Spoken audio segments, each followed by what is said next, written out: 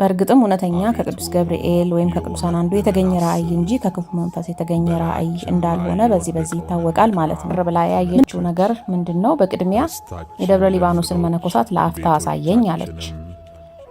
የራሔል ልቅሶ ሙሴን አስነሳ፣ አሮንን አስነሳ። ዛሬም በግፍ የሚገደሉ ክርስቲያኖች የነሱ ደም፣ የነርሱ ቤተሰቦች ልቅሶ፣ ሐዘን ቅዱሳንን ያስገኛል፣ ያስነሳል።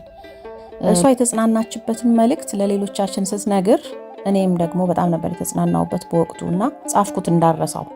ሰሞኑን በአርሲ የተገደሉትን የኦርቶዶክስ ተዋሕዶ እምነት ተከታዮች ይህን አሳዛኝ ዜና ሰምቶ ያላዘነ ጤነኛ አእምሮ ያለው ኢትዮጵያዊ አለ ብዬ አላምንም። ሁላችንም አዝነናል። ከዚህ ቀደምም በአርሲ፣ በባሌ፣ በሐረርጌ፣ በስልጤ፣ በሌሎችም ቦታዎች የእስልምና እምነት ተከታይ ነን በሚሉ ጽንፈኞች ተመሳሳይ ጥቃቶች እንደተፈጸሙ፣ ብዙ ክርስቲያኖች እንደተገደሉ ሁላችንም ሰምተናል።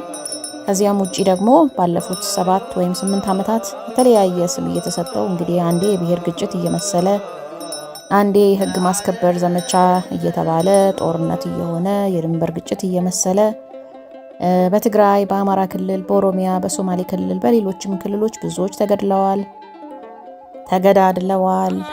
እየተገደሉና እየተገዳደሉም ነው። አሁንም ደስ የማይሉ ብዙ ዓመታትን አይተናል፣ አሳልፈናል።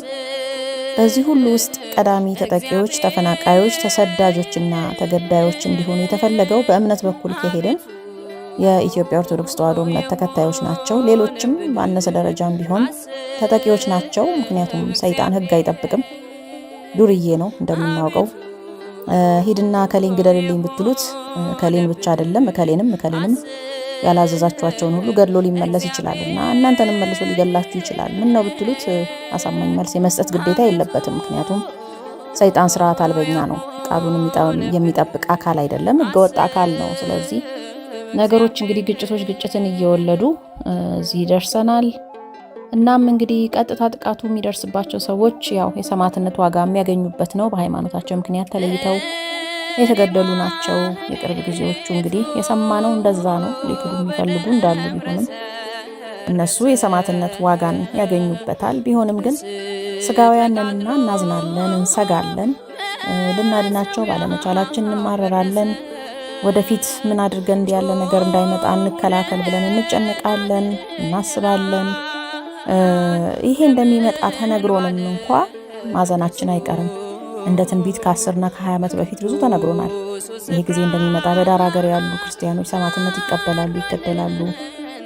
እንደ ቅዱስ ጊዮርጊስ፣ እንደ ቅድስት አርሴማ፣ እንደ ቅዱስ መርቆሬዎስ አይነት ሰማዕትነት ተደርጎ ይወሰድላቸዋል ተብሎ ሲነገር እኔ እንኳን ተማሪ እያለሁ ከ15 ዓመታት በፊት ሰምቻለሁ። ይሄን ነገር እንደ ትንቢት ሲነገር ማለት ነውና ሲመጣ ግን ያው ሞት አይለመድም፣ እንግዳ ነው የሚሆነው። ማዘናችን አይቀርም። ያ የሰው ልጅ ባህሪ ነው። ምን ብናረገው አንችልም።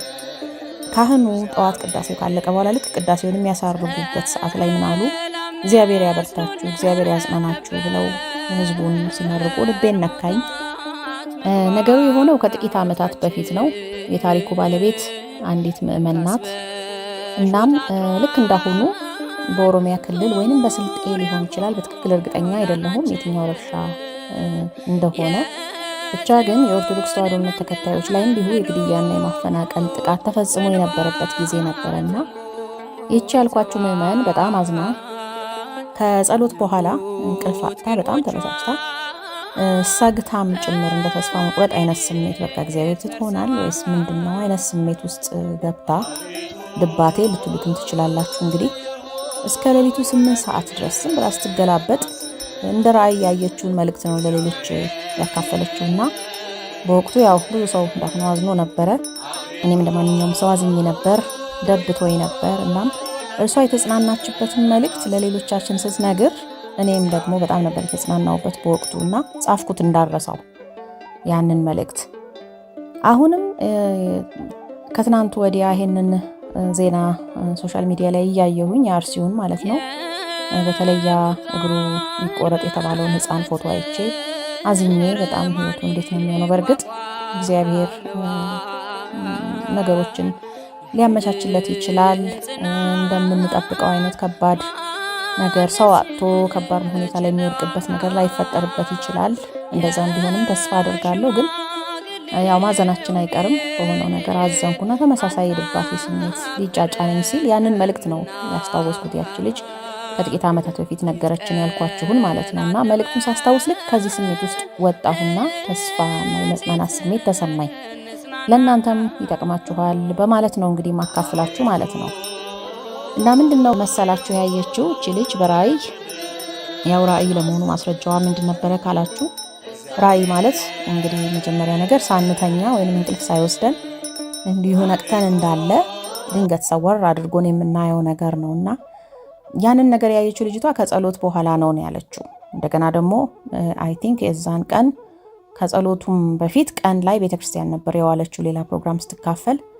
ከዛ ከማታ ጸሎት በኋላ ነው ይሄ ነገር የመጣው።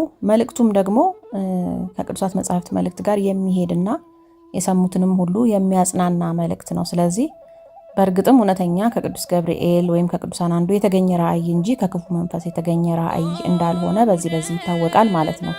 ምን መሰላችሁ ያላት እንግዲህ ቅዱስ ገብርኤል ነው ያለችው። እሷ ያው በውስጧ ታውቋታል ማለት ነው፣ ወይም በሌላ መንገድ ለይታ ይሆናል። በጣም አጭር ግን ጥልቅ መልእክት ነው የነገራትና በዛች ቅጽበት ሰወር ብላ ያየችው ነገር ምንድነው? በቅድሚያ የደብረ ሊባኖስን መነኮሳት ለአፍታ አሳየኝ አለች። ገጻቸው የሚያበራ ወዛም፣ በጣም ቀያዮች ወዛም የሆኑ የለበሱት ቢጫ የምንኩስና ልብስ ንጹህ የሆነ ደስ የሚል ቢጫ እንደ አደይ አበባ የሚመስል ብዙ መነኮሳትን ነው ያየሁት አለች። መንገድ ዳር ለምለም ሳር ላይ በስተው በቃ ፈሰስ ብለው ቆመው ታያቸዋለች። እሷ ደግሞ ልክ በመኪና እንደሚያልፍ ሰው በአስፋልቱ ላይ ያለፈች ነው የምታያቸውና ምን አላት መሰላችሁ? እንዲህ ያሉ መከራዎችንማ አላት። ማለትም እንግዲህ በወቅቱ የተገደሉትን የተፈናቀሉትን ክርስቲያኖች የተቀበሉትን አይነት መከራ ለማለት ነው። እንዲህ ያሉ መከራዎችንማ ለመቀበል መልካም ፈቃዳችሁ መሆን አለበት፣ አለዚያ ቅዱሳን አይወለዱም የሚል ቁርጥ ያለ መልእክትን የነገራት። ልክ ይህን ብሎኝ ወደ ራሴ ተመለስኩ ነው ያለችውና በጣም ውስጤን አረካኝ መልሱ። ተጽናናው፣ ወዲያው እንቅልፍ ወሰደኝ፣ ሰላማዊ እንቅልፍ ተኛሁኝ አለችና እንግዲህ መልእክቱን በአሁኑም ኮንቴክስት ስናመጣው በተመሳሳይ ሁኔታዎች ምንድነው እየሆነ ያለው ስንል ገዳዮቻችን እያዋለዱን ነው ማለት ነው። ምጥ ነው ነገሩ። ቅዱሳን እንዲወለዱ፣ የቅዱሳን ትውልድ እንዲበዛ፣ የቅዱሳን ዘመን ተመልሶ እንዲመጣ ከላይ ትእዛዝ እንዲወጣ ምክንያት እየሆኑን ነው ማለት ነው። እንግዲህ እንደ ቅዱስ ገብርኤል መልእክት ከሆነ ምክንያቱም ሀገር ሳታምጥ ታላላቅ ቅዱሳን አይወለዱም። ቅዱሳን በየደረጃቸው ይኖራሉ። ከምዕመናንም መሀል እንኳን ከህፃናትም መሀል ቅዱሳን አሉ። ግን እንደነ አቡነ ተክለ ሃይማኖት ያሉ ታላላቅ ቅዱሳን የሀገርን ቀርቶ የዓለምን ታሪክ የለወጡ ማለት ነው።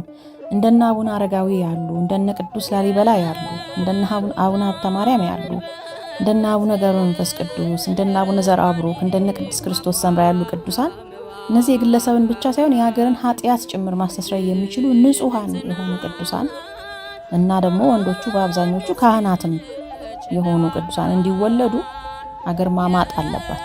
አምጣ ነው፣ በቀላሉ አይመጡም። እና አንዱ የምታምጥበት መንገድ እንግዲህ እንዲህ ያለው ልቅሶ ነው ማለት ነው። የራሔል ልቅሶ ሙሴን አስነሳ፣ አሮንን አስነሳ። ዛሬም በግፍ የሚገደሉ ክርስቲያኖች የነሱ ደም፣ የነሱ ቤተሰቦች ልቅሶ፣ ሐዘን ቅዱሳንን ያስገኛል፣ ያስነሳል። ሌላው ቀርቶ የቅዱሳን ሁሉ ባለቤት የሆነው ጌታችን መድኃኒታችን ኢየሱስ ክርስቶስ ራሱ እሱ እንኳን እንዲወለድ ዓለም አምጣለች።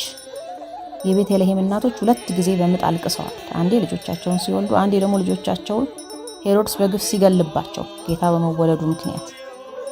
እንግዲህ ቀላል አይደለም ማለት ነው። ቅዱሳን የጌታችን ተወካዮች ናቸው፣ የእሱ እንደራሴዎች ናቸው በምድር ላይ።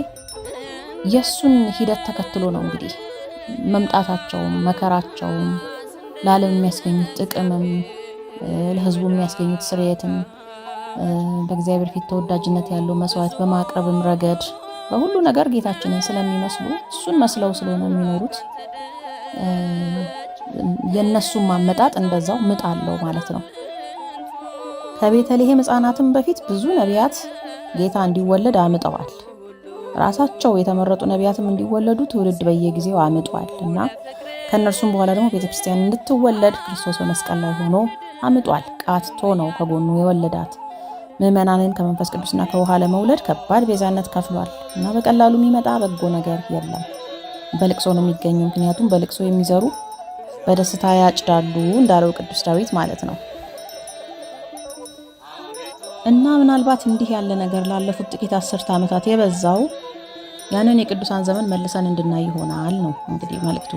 ቅዱሳን በአሁን ዘመን የሉም ማለት አይደለም፣ ግን ወይ ቁጥራቸው አንሷል እንደነዛ አይነት ታላላቅ ቅዱሳን፣ ወይ ዘመናቸው ደርሶ ወደ አደባባይ አልወጡም፣ ወይ ደግሞ በስነ ልቦና ተለያይተን ተራርቀናልና እንደ ጥንቱ ጊዜ ከኢትዮጵያ ውጭ ያሉ ህዝቦች እንኳ ሰምተው እና አውሮፓውያኖቹ ዘ ግሬት ጂኦግራፊካል ዲስከቨሪ እያሉ የቄሱ ዮሐንስን ሀገር ፍለጋ እያሉ በባህር በየብስ ተጉዘው ወደ ኢትዮጵያ እንደሚመጡበት ዘመን ብዙ መንፈሳዊ ጥያቄዎችን ለመጠየቅ ከነዚህ ቅዱሳን ማለት ነው ከሚስጥረ ስላሴ ከሚስጥረ ስጋዌ ጀምሮ እስከ ቤተክርስቲያን ስርዓት እስከ አኗኗር እስከ አስተዳደር ብዙ ነገር ጠይቀዋቸው ወደ የሀገራቸው እየሄዱ ዩቶፒያ የፀሐይ ከተማ፣ የክርስቲያን ከተማ፣ የሰላም ከተማ ምናምን እያሉ በተለያየ መልክ ልቦለድ እንዲጽፉ ምክንያት የሆኑ ቅዱሳን ማለት ነው። እንግዲህ የእነርሱን ሪሊጂየስ ሪፎርሜሽን እና የእነርሱን ሬኔሳንስ ያዋለዱላቸው በዓለም ዙሪያ ስማቸው የናኘ ቅዱሳንን እነሱን የመሰሉ ካየን ረጅም ጊዜ ሆኖናል። ኢትዮጵያ እንደዚህ አይነት ቅዱሳንን ካየች በጣም ቆይታለች እና ፀሐይን እንደ ኢያሱ የሚያቆሙ ከሰማይ ቅዱስ ሚካኤል ህብስት አምጥቶላቸው በመቶ ሺህ የሚቆጠሩ ህዝቦች በአንድ አጥምቀው አቁርበው የሚያድሩ ተራራ የሚያፈልሱ በየተራራው የሚመለክ ዘንዶ አማትበው ተርትረው ገድለው ቁመቱን በክንድ የሚያስለኩ ህዝቡን ኃጢአቱን የሚያስተሰርዩ በመቅሰፍት የሚያስመቱትን አጋንንት መብረቅ አውርደው የሚያቃጥሉ እንደነ አቡነ ቀውስጦስ ማለት ነው።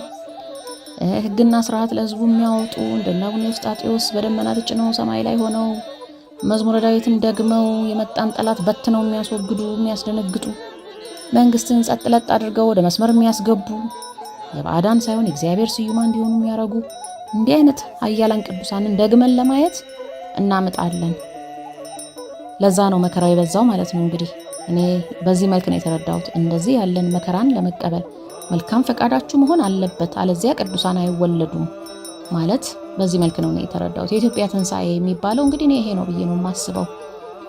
የመንፈሳዊ ህይወት መመለስ፣ የቅዱሳንን ዘመን መልሶ ማየት ማለት ነው እንጂ በማቴሪያል ደረጃ ያለው ነገር መሟላት ብቻ ማለት አይደለም። ምክንያቱም ያ ነገርማ እግዚአብሔር አልነሳንም፣ አሁንም አለ።